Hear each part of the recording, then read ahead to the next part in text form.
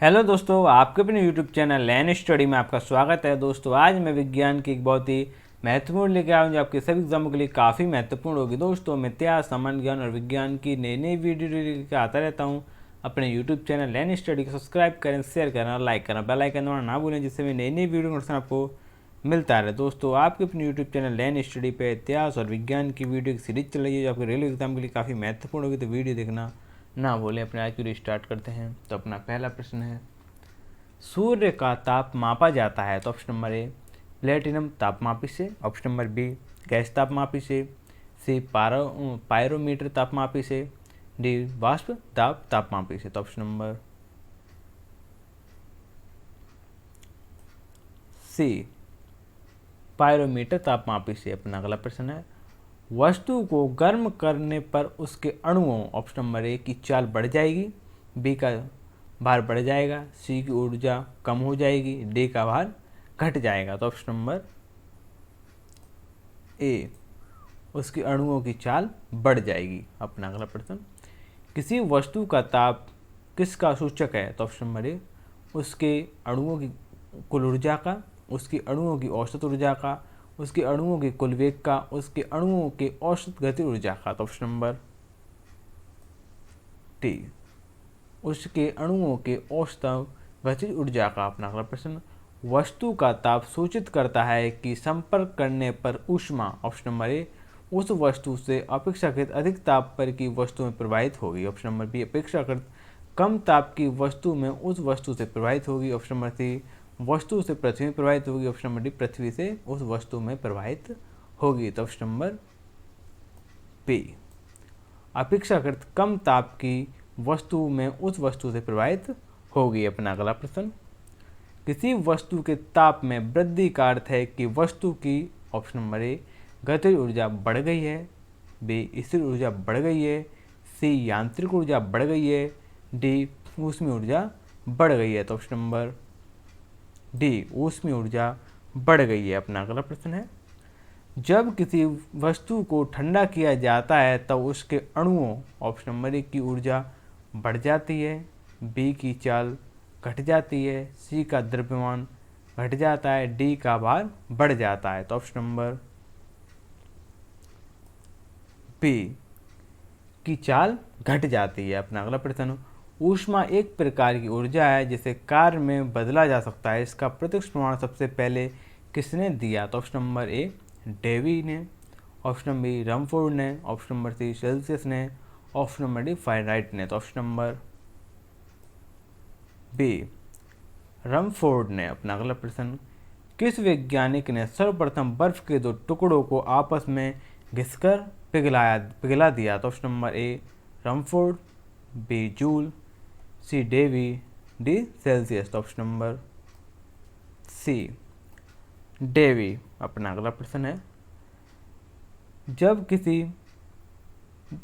जब कभी कार्य ऊष्मा में बदलता है या ऊष्मा कार्य में बदलती है तो किए गए कार्य व उत्पन्न ऊष्मा का अनुपात एक स्थिरांक होता है जिसे ऊष्मा का यांत्रिक तुल्यांक कहते हैं, इसका मान होता है। तो ऑप्शन नंबर 4186 जूल प्रति kilo calorie, option number B 4.186 joule प्रति कैलोरी, ऑप्शन नंबर सी 4.186 गुणा 10 की घात 7 गर्ग प्रति कैलोरी। ऑप्शन नंबर डी उपयुक्त सभी। तो ऑप्शन नंबर डी उपयुक्त सभी। अपना अगला प्रश्न है, निम्न में से कौन सही है। तो ऑप्शन नंबर ए W/Q बराबर जे, ऑप्शन नंबर बी W/Q बराबर जे, सी Q/W बराबर जे और डी J/Q बराबर W। तो ऑप्शन नंबर ए W/Q बराबर जे।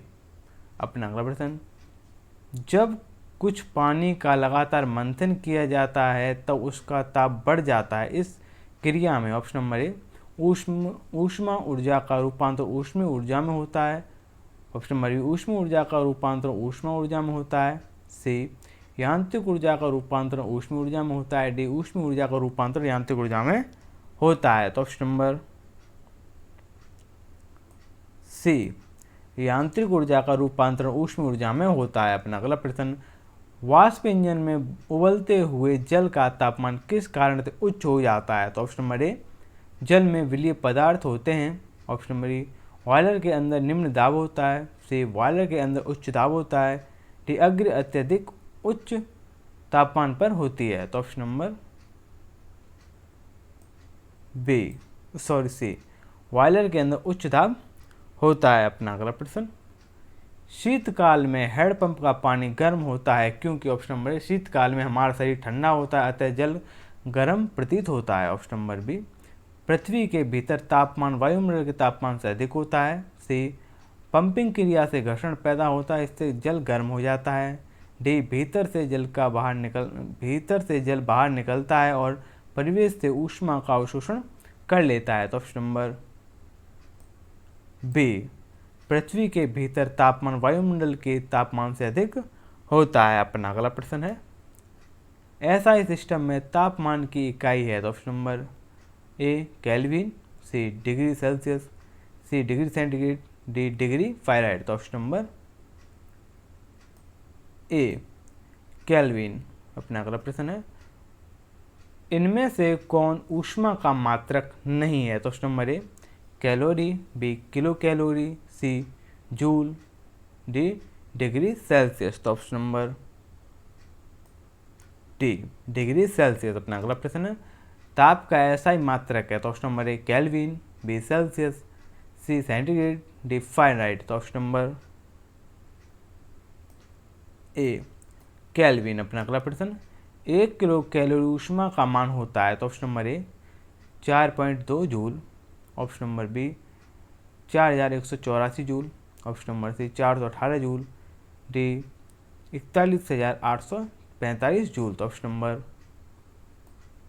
B, 4184 joule. अपना अगला प्रश्न, जलप्रपात के अधस्थल पर जल का तापमान ऊपर की अपेक्षा अधिक होने का कारण है। तो ऑप्शन नंबर ए, अधस्थल पर जल की स्थिति ऊर्जा अधिक होती है। ऑप्शन नंबर बी, अधस्थल पर पृष्ठ ऊष्मा उपलब्ध कराता है। ऑप्शन नंबर सी, गिर रहे जल की गतिज ऊर्जा ऊष्मा में बदल जाती है।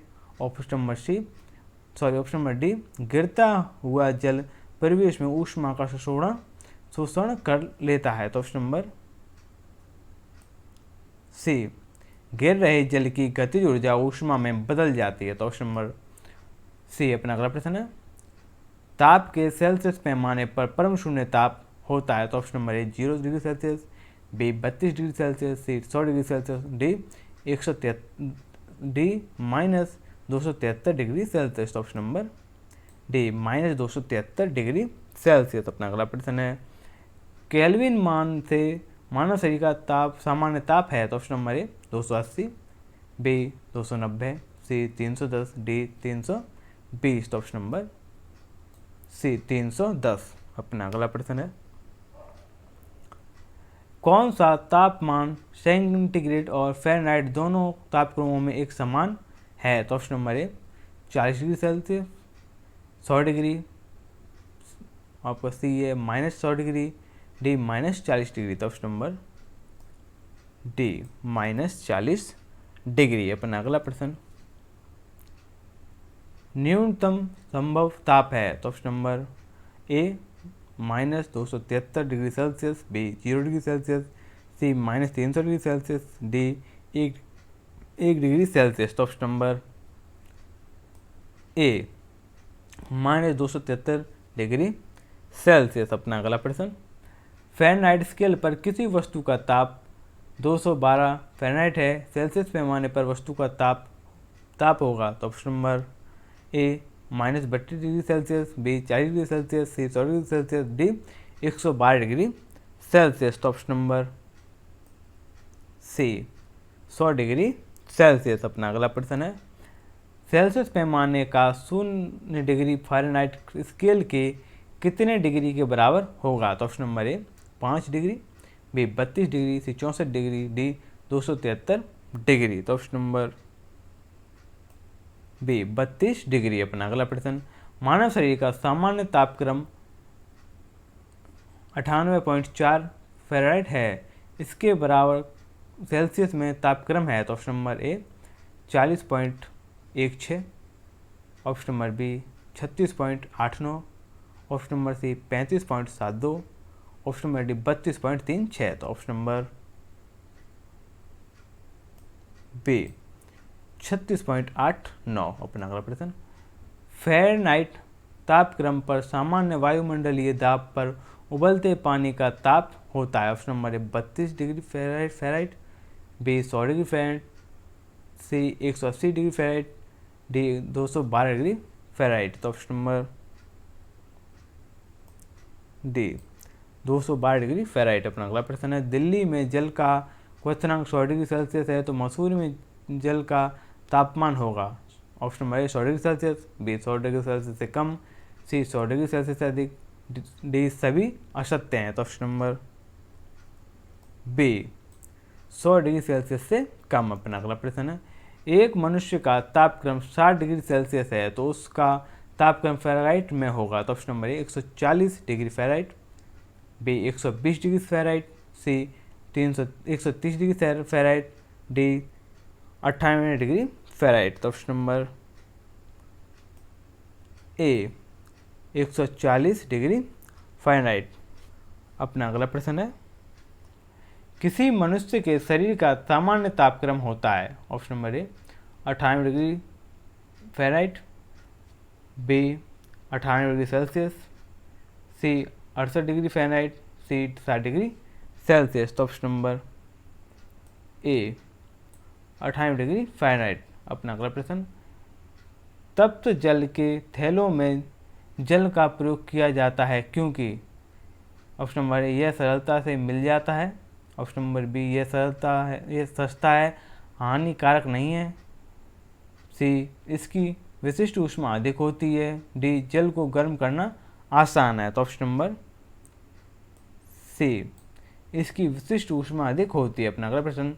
जब गर्म पानी को मोटे कांच के गिलास के ऊपर छिड़का जाता है तो वह टूट जाता है, इसका क्या कारण है। ऑप्शन नंबर ए अचानक ही गिलास विस्तारित हो जाता है, बी अचानक ही गिलास संकुचित हो जाता है, सी जल वाष्पित हो जाता है, डी गिलास रासायनिक रूप से जल के साथ प्रकृत होता है। तो ऑप्शन नंबर ए अचानक ही गिलास विस्तरित हो जाता है अपना अगला प्रश्न।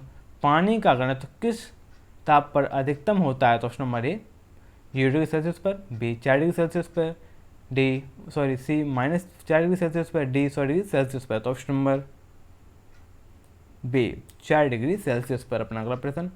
सेल्सियस तापक्रम पर जल के क्वथनांक तथा हिमांक होते हैं क्रमशः।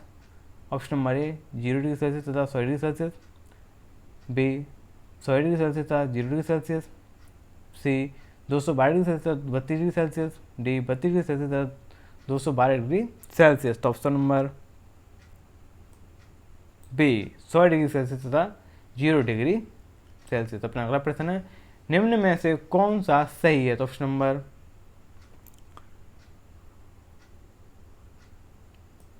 बी F - 32/9 बराबर C/5 अपना अगला प्रश्न है।